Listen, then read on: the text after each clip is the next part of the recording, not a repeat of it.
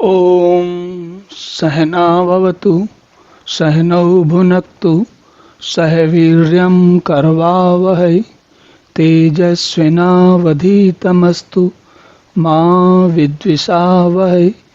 ओम शांति शांति शांति। हरि ओम। तो अब हम जो श्लोक देखने जाने वाले हैं, ये श्लोक आपने भारत में कई जगह लिखा देखा होगा, कई बार इसका उदाहरण दिया जाता है।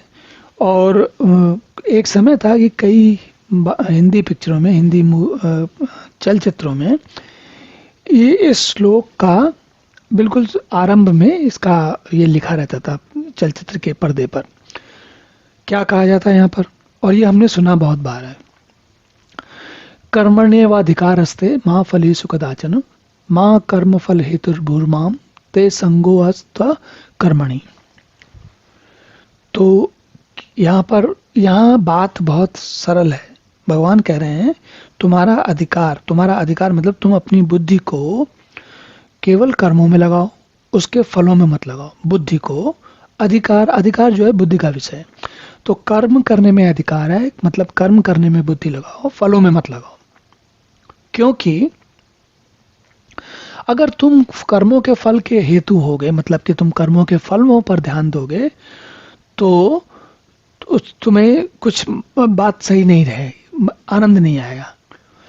भगवान कह रहे हैं कि तुम कर्मों के फल के हेतु मत हो। और साथ में एक बात और भी कह रहे हैं, कर्म न करने में भी आसक्ति न हो। मतलब ऐसा भी नहीं हो कि निष्कर्म हो के कुछ काम ही नहीं कर रहे हो, आलसी हो गए, तमोगुणी हो गए, बैठे हो, ऐसा भी नहीं होना चाहिए। तो ऐसा भगवान क्यों कह रहे हैं? यहाँ पर भगवान इसलिए कहते हैं बार बार।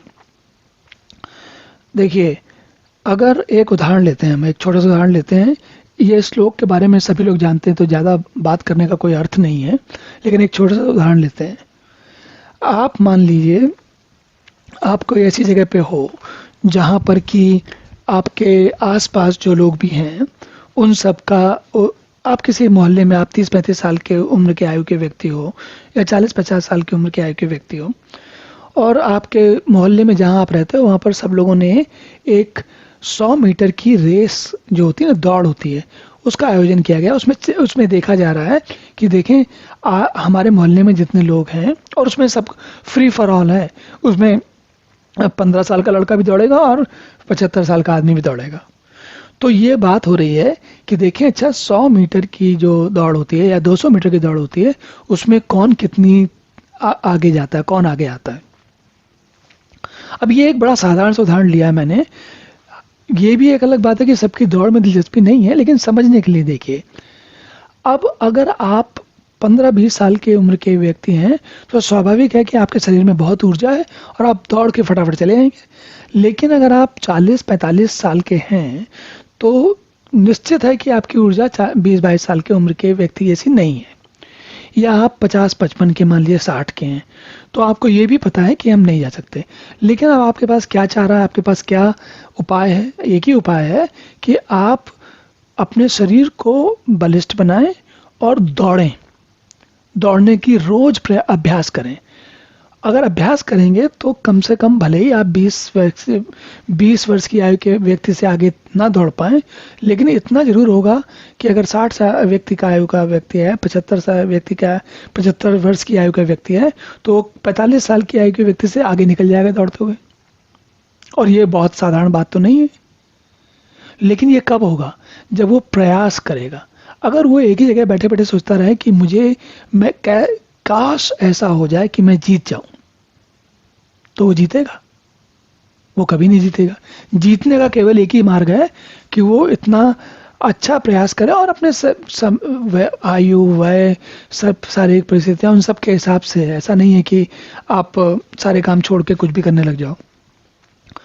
तो भगवान ये कहते हैं कि जब व्यक्ति कर्म फल में आसक्त हो जाता है, तो कर्मों में उसका कर्म में काम ढीला पड़ जाता है।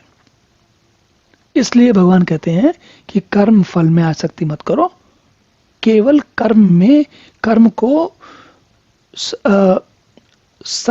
समभाव से, एक ठहरे हुए मन से सारे कामों को और अच्छे प्रयासों के साथ करो। चलिए अब अगला श्लोक देखते हैं। ओम पूर्णमदः पूर्णमिदं पूर्णात् पूर्णमुदच्यते पूर्णस्य पूर्णमादाय पूर्णमेवावशिष्यते। ओम शांति शांति शांति।